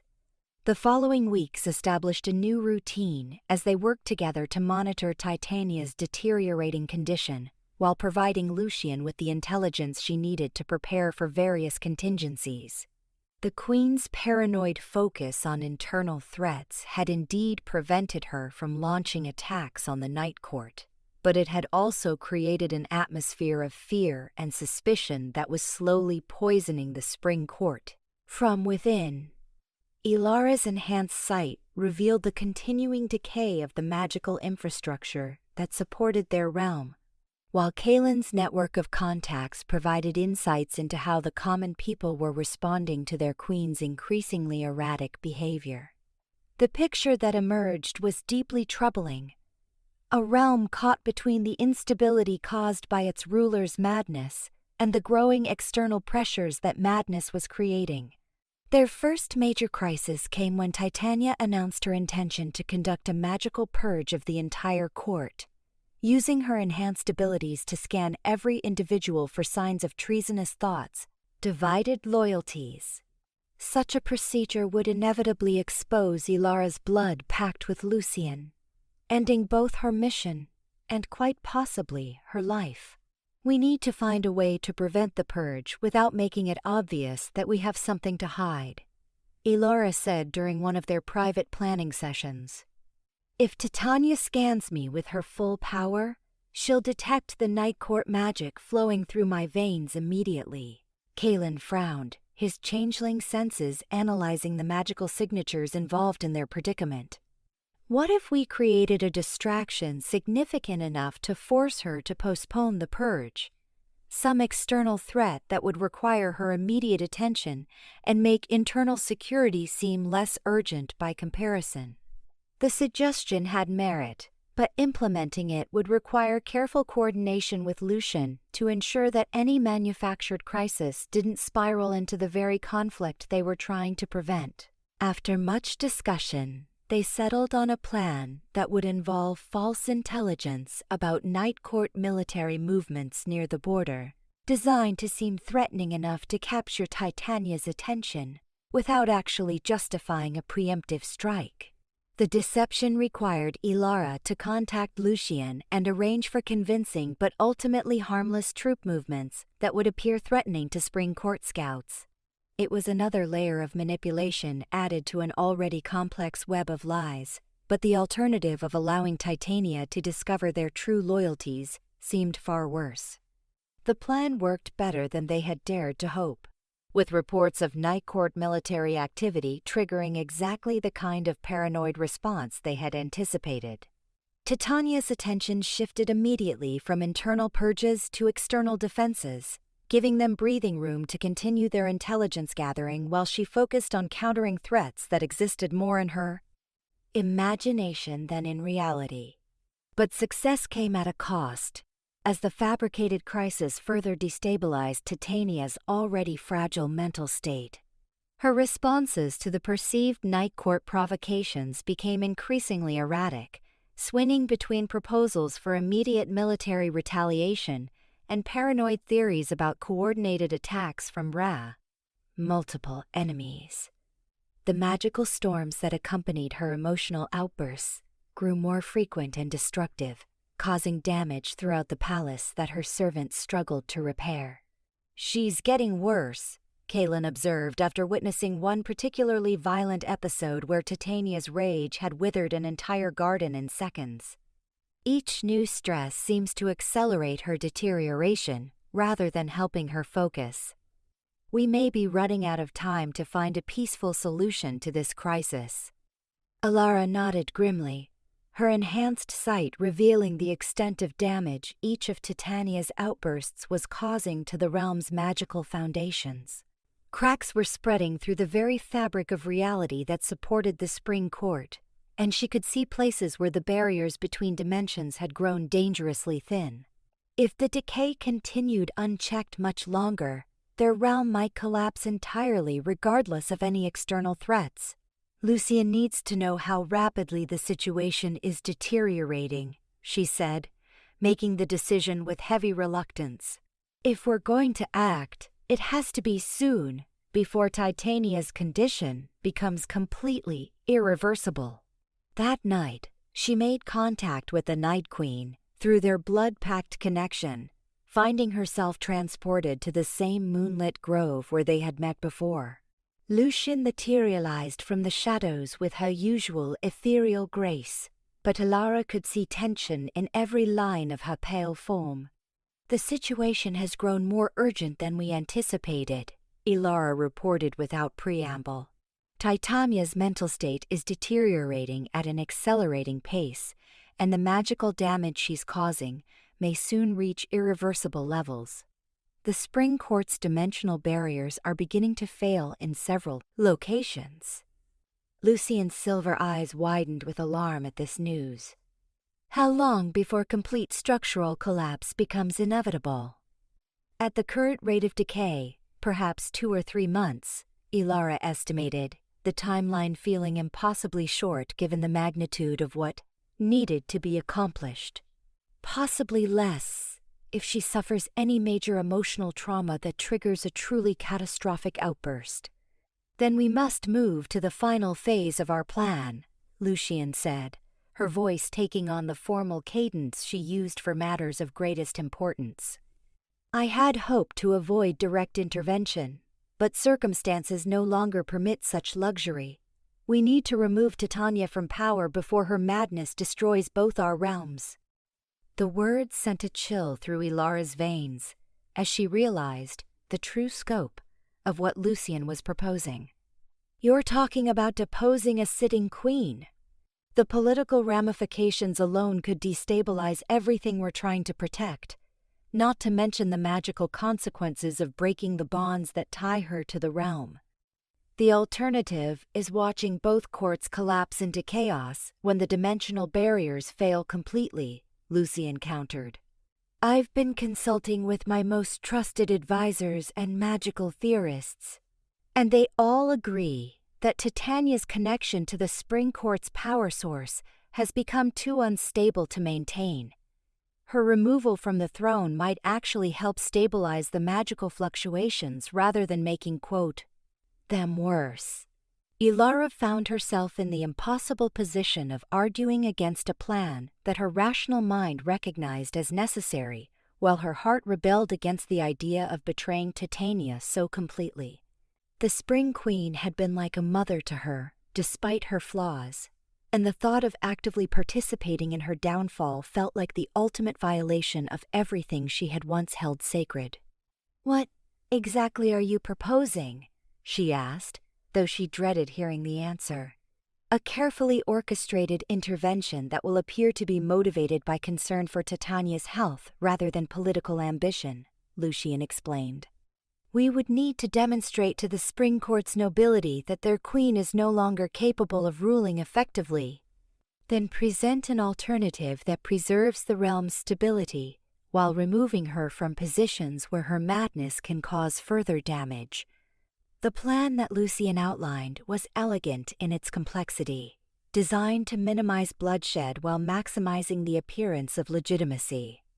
They would need to document Titania's most destructive episodes, gather testimony from nobles and servants who had witnessed her deteriorating condition, and present evidence that her continued rule posed, and quote, existential threat to the realm itself.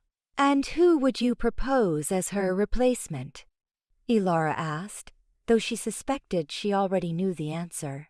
The Spring Court's traditional succession laws call for the crown to pass to the ruler's designated heir, or, in the absence of such designation, to the noble deemed most capable of maintaining the realm's stability, Lucien replied.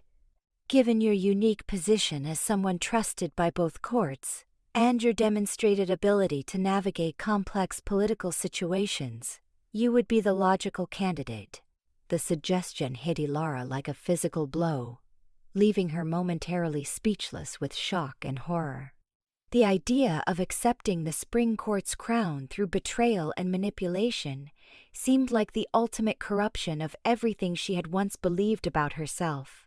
I can't, she whispered, her voice barely audible in the moonlit grove. I won't build a reign on the foundation of such treachery, no matter how noble the ultimate goals might be. Lucien's expression softened with something that might have been sympathy or calculation. I understand your reluctance, but consider the alternatives. If you don't accept the crown, who will? Lord Gareth was exiled for suspected treason, Lady Seraphina likewise. The other candidates either lack the political skills necessary to stabilize the realm or harbor ambitions that could prove equally destructive. The argument was coldly logical, but it did nothing to ease the moral revulsion Elara felt at the prospect of claiming power through such means. She had already compromised so many of her principles in service of the greater good, but this seemed like a step too far. A final transformation that would leave nothing recognizable of the person she had once been. "There must be another way," she said desperately. "Some solution that doesn't require me to become everything I've always despised about political manipulation and personal ambition. If you can think of one, I'm willing to listen," Lucien replied, though her tone suggested she doubted any alternative existed. "But time is running short, and the longer we delay decisive action, the greater the risk that events will spiral beyond our control entirely." Elara spent the rest of their meeting trying to identify other possible approaches, but every alternative she proposed had fatal flaws that made it unworkable. The harsh reality was that removing Titania from power would create a succession crisis that could only be resolved by someone with both the political connections and magical abilities necessary to maintain stability. During the transition, when she returned to her chambers that night, she found Kaelin waiting with an expression of deep concern that suggested he had sensed the gravity of her latest conversation with Lucien even without knowing the specific details. "What did the Night Queen want this time?" he asked as soon as the door closed behind her. Elara sank into her chair, feeling as though the weight of impossible decisions was slowly crushing her spirit. "She wants me to help depose Titania and claim the Spring Court's crown for myself." Kaelin's reaction was immediate and visceral, his face cycling through shock, anger, and finally a kind of desperate understanding as he processed the full implications of Lucien's proposal. "That's not manipulation anymore," he said quietly. "That's outright usurpation, regardless of how it's presented to the court." "I know," Elara replied miserably. "But I can't see any other viable alternatives. Titania's condition is deteriorating so rapidly that we may only have weeks before the damage becomes irreversible. If we don't act soon, there may not be a spring court left to save." Kaelin began pacing restlessly around the room, his changeling nature making him particularly sensitive to the emotional turmoil radiating from both of them. "There has to be another solution. What about appealing to the High Council of Seasons? They have authority to intervene in cases where a court's ruler has become incapacitated." The suggestion had merit, but Elara's enhanced sight revealed the political complexities that made such an approach problematic. The High Council hasn't convened in over a century, and summoning them would require evidence of incapacitation that Titania could easily dispute if she has even brief moments of lucidity. The process could take months we don't have, and there's no guarantee they would reach the conclusion we need. "Then what about finding a way to heal her instead of deposing her?" Kaelin proposed, though his tone suggested he already knew the answer would be discouraging. Elara had considered that possibility extensively, but her enhanced sight revealed the true nature of Titania's condition in ways that made healing seem virtually impossible. "The madness isn't just a mental affliction," she explained. "It's fundamentally magical in nature, caused by the feedback loop between her emotional instability and her connection to the realm's power source. Each episode of wild magic makes her condition worse, which triggers more episodes in an escalating spiral that's already advanced too far to easily reverse." End quote. The explanation left them both silent for a long moment, contemplating the tragedy of a once great queen slowly destroying herself and her realm through forces she could no longer control. It was a fate that made their planned intervention seem almost merciful by comparison, though the knowledge did little to ease Elara's guilt about participating in such betrayal. "If we do this," Kaelin said finally, his voice carefully controlled. "If we help depose Titania and place you on the throne, what guarantee do we have that the Night Court won't simply use your position to dominate the Spring Court through proxy rule?" The question struck at one of Elara's deepest fears about Lucien's ultimate intentions. The blood pact had created a permanent connection between them that could theoretically be used to influence or even control her actions, making her reign potentially nothing more than an extension of Night Court power. "I don't know," she admitted. "The blood pact binds us together in ways I'm still learning to understand. Lucien has never attempted to directly control my actions, but that doesn't mean she lacks the ability to do so if she chose." Kaelin's expression grew troubled as he considered the implications. "Then we need to find ways to protect your independence before accepting any crown, assuming we decide to proceed with this plan at all. There's no point in replacing one unstable ruler with another who might be subject to foreign influence." The insight sparked an idea that had been lurking at the edges of Elara's consciousness for days, a potential solution that was risky but might offer a way to complete their mission without completely sacrificing her moral principles. "What if we could find a way to break the blood pact after Titania's removal but before any formal succession?" she suggested. "If I could sever my connection to Lucien while retaining the enhanced abilities she granted me, I might be able to rule independently while still maintaining the diplomatic relationships necessary to prevent court warfare." Kaelin's eyes lit up with cautious optimism at the proposal. "Is such a thing possible? Blood pacts are generally considered permanent magical bonds." "Generally, yes," Elara agreed. "But they're not necessarily inviolable. The magic involved is complex but not incomprehensible, especially with the enhanced sight that allows me to perceive the actual structure of the binding. I might be able to find ways to modify or dissolve the connection if I study it carefully enough." The possibility offered a glimmer of hope in what had seemed like an increasingly hopeless situation, a potential path that might allow them to save both courts without completely destroying Elara's sense of moral integrity. But it would require extensive magical research and experimentation, work that would need to be completed under the most difficult circumstances imaginable. "How long would you need to research the possibility?" Kaelin asked, his practical nature already moving toward implementation details.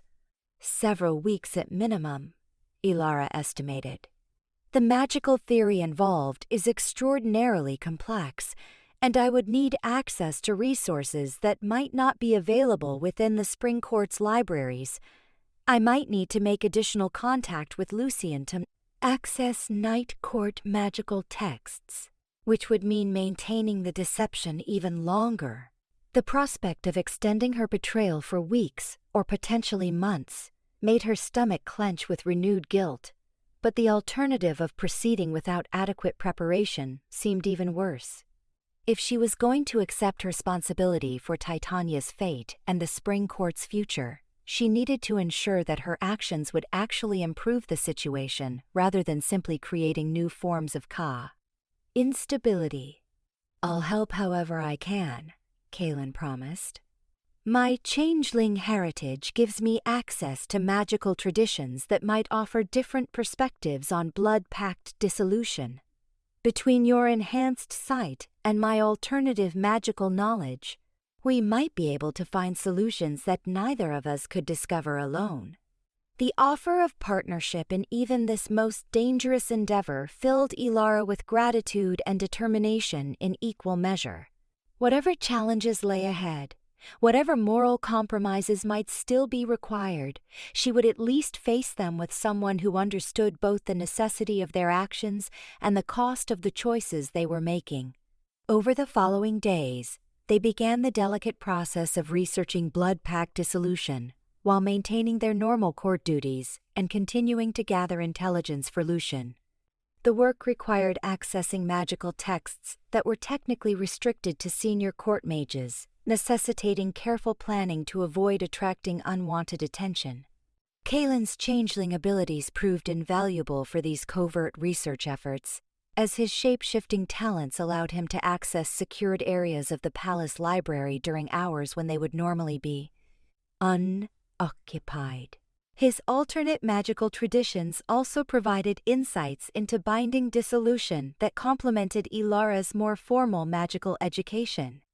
The key seems to be understanding that blood pacts create permanent connections, but not necessarily permanent obligations, he explained during one of their late-night study sessions.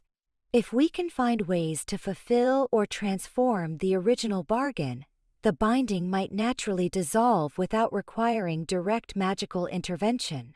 The insight opened new avenues of research, leading them to investigate the specific terms of Elara's agreement with Lucien and the magical mechanisms that sustained their connection. The work was painstaking and often frustrating, but gradually they began to understand the structure of the blood pact well enough to identify potential points of vulnerability. Meanwhile, Titania's condition continued to deteriorate at an alarming pace, her episodes of wild magic becoming more frequent and destructive with each passing day. The palace staff had learned to evacuate certain areas when they sensed the approach of one of her fits, but the magical damage was accumulating faster than their repair efforts could address. During one particularly severe episode, Titania's rage caused a complete collapse of the magical barriers protecting the palace's eastern wing, leaving that entire section vulnerable to dimensional intrusions from, quote, hostile realms. The incident required immediate intervention from the court's most powerful mages working in concert to restore even minimal protection, and the effort left several of them seriously drained.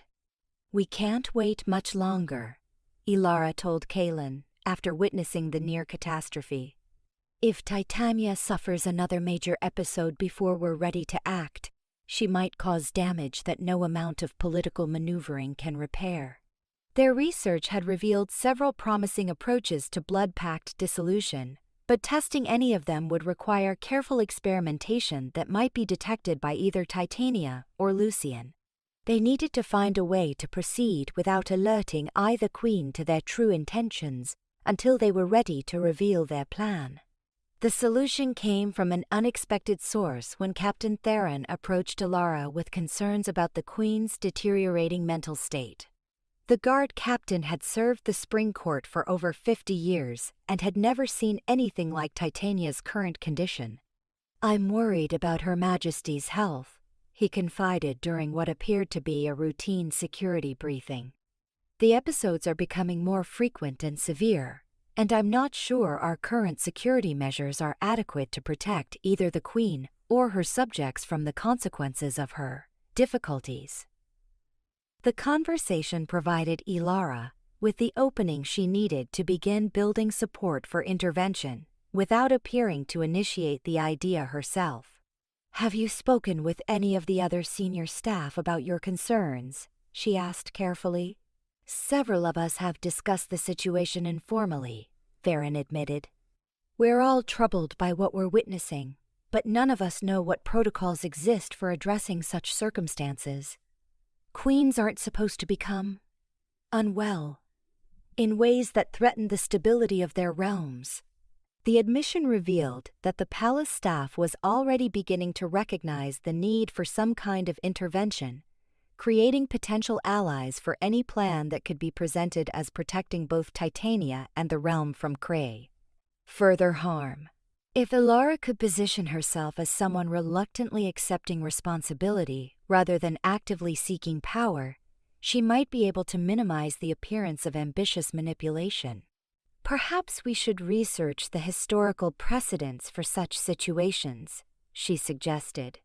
"There may be established procedures for protecting incapacitated rulers that could be adapted to our current circumstances." Theron nodded eagerly at the suggestion, clearly relieved to have someone of Elara's diplomatic experience taking an interest in the problem. I would be grateful for any guidance you could provide.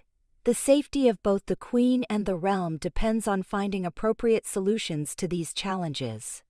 The conversation marked the beginning of a careful campaign to build consensus among the palace staff that intervention was necessary for everyone's protection. Elara worked to present herself as a reluctant voice of reason, rather than an ambitious noble seeking personal advancement, a perception that would be crucial for maintaining legitimacy when the time came to act. Simultaneously, her research into blood pact dissolution was beginning to yield concrete results. She and Kaelin had identified several theoretical approaches that might allow her to modify or sever her connection to Lucien while retaining the enhanced abilities the pact had granted her. The most promising option involves a ritual that would transform the blood pact from a binding of obligation into a binding of knowledge, Kaelin explained during one of their research sessions. Instead of owing Lucien continued service, you would instead owe her a debt of magical knowledge that could be repaid through teaching or consultation rather than espionage. The approach had the advantage of being relatively subtle in its magical signature, making it less likely to be detected by either queen until the transformation was complete. It would also preserve the enhanced sight that had become essential to Elara's ability to understand and address the crisis facing both courts. "How long would such a ritual take to complete?" she asked, already calculating how the timing would need to coordinate with their plans for addressing Titania's situation. "Several hours of intensive magical work," Kaelin estimated. It would need to be performed in a location with strong natural magical currents to provide the energy required for such a fundamental transformation of the binding's nature. The timing and location requirements would make the ritual challenging to execute secretly, but not impossible if they planned carefully enough. The palace gardens contained several nexus points where natural magical energies converged, locations that could provide the power they needed while remaining relatively secluded from casual observation. As their preparations neared completion, Elara found herself facing the reality that she was about to commit the ultimate betrayal of everything she had once believed about loyalty and honor. Yet she could also see with perfect clarity that inaction would result in the destruction of both courts and the deaths of millions of innocent people who depended on stable magical governance. "Are you ready for this?" Kaelin asked on the eve of their planned intervention, his voice carrying both concern for her emotional state and determination to see their mission through to completion. Elara looked out the window of her chambers at the spring quartz gardens, where flowers that should have been blooming in perfect synchronization were instead growing in chaotic patterns that reflected their queen's unstable awe. Mental state. In the distance, she could see the shimmer of dimensional barriers that were growing thinner each day, harboring threats that could break through at any moment if the magical infrastructure collapsed entirely. "No," she said honestly. "I don't think anyone could be truly ready for what we're about to do, but ready or not, it has to be done.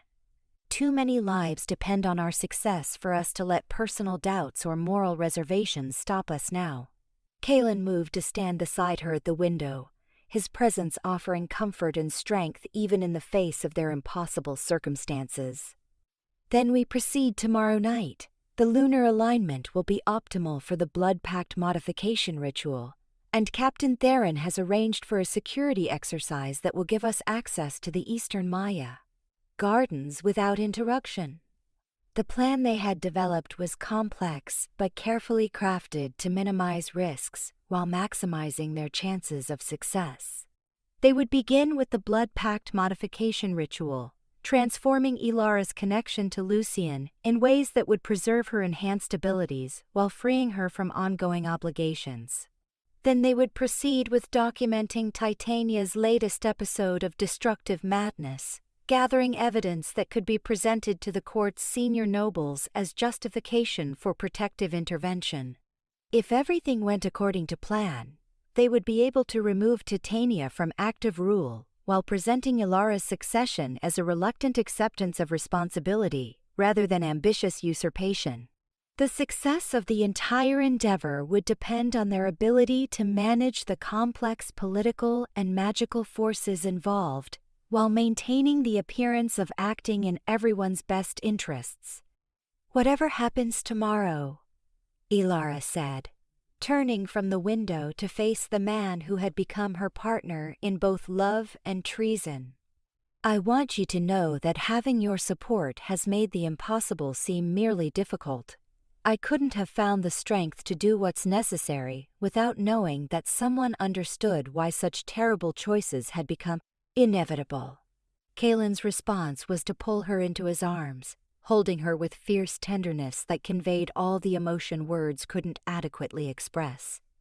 They stood together in the gathering darkness, drawing strength from their connection while preparing to face the trials that would determine the fate of both their courts and countless lives hanging in the balance.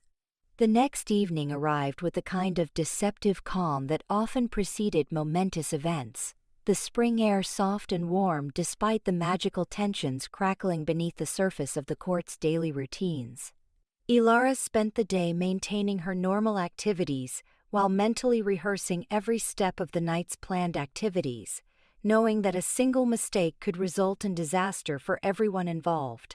As the sun set and the palace settled into its evening rhythms, she and Kaelin made their way separately to the eastern gardens where Captain Theron's security exercise would provide them with the privacy they needed.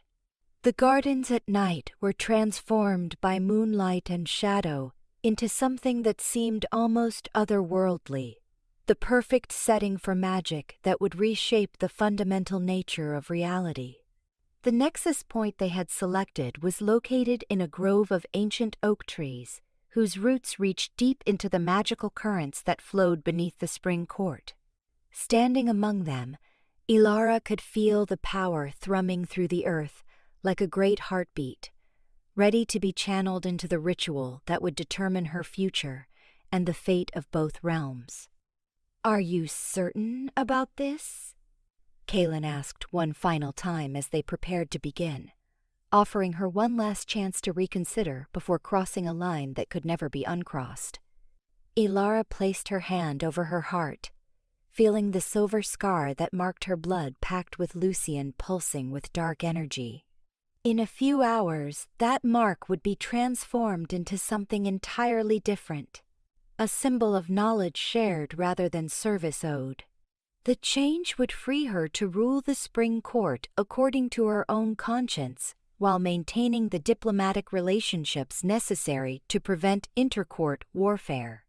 "I'm certain," she said, her voice carrying the weight of absolute conviction. "Let's begin." The ritual that followed was the most complex magical working either of them had ever attempted, requiring precise coordination of multiple mystical forces while maintaining perfect focus despite the crass. Enormous stakes involved. Kaelin's changeling magic provided the flexible foundation needed to reshape the blood pact structure, while Elara's enhanced sight allowed her to perceive the subtle changes taking place in the binding's fundamental nature. Hours passed as they worked, sweat beading on their faces from the intense concentration required to maintain the delicate magical manipulations. The power flowing through the nexus point responded to their combined will, reshaping reality in ways that would have been impossible for either of them to achieve alone.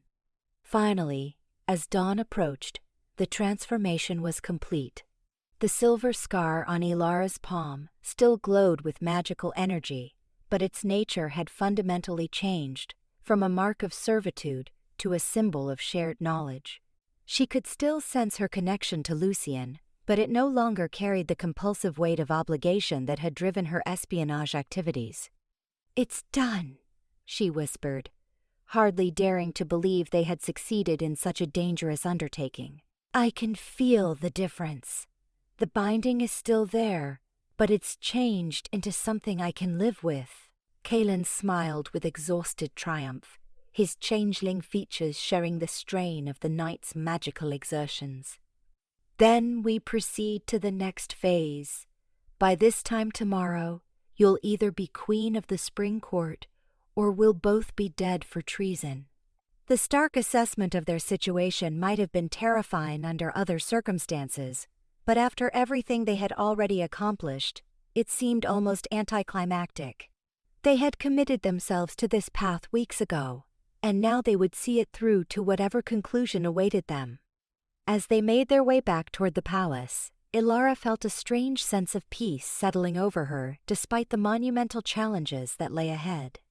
For the first time since making her original pact with Lucien, she was acting according to her own free will rather than the constraints of magical obligation. Whatever happened next would be the result of her own choices rather than the demands of others, and that autonomy was worth almost any price. The final act of their long deception was about to begin, and with it, the transformation of both courts that would determine whether their sacrifices had purchased salvation or merely delayed an inevitable catastrophe. But for the first time in months, Elara faced the uncertainty of the future with something approaching hope rather than despair. The revolution they had set in motion would reshape the political landscape of both realms, but it would also free them to build something better from the ruins of what had come before. And in the end, perhaps that was the most anyone could ask for when the old order had become too corrupt or unstable to survive on its own merits. The sun rose on what would be the last day of Titania's reign, though none in the spring court yet knew that their world was about to change forever. Elara and Kaelin had work to do, a queen to depose, and a future to forge from the ashes of their former lives. The hardest choices still lay ahead, but they would face them together, and that partnership would prove stronger than any magic or political manipulation their enemies could devise. The blood pact that had once bound Elara in servitude had been transformed into something that empowered her instead.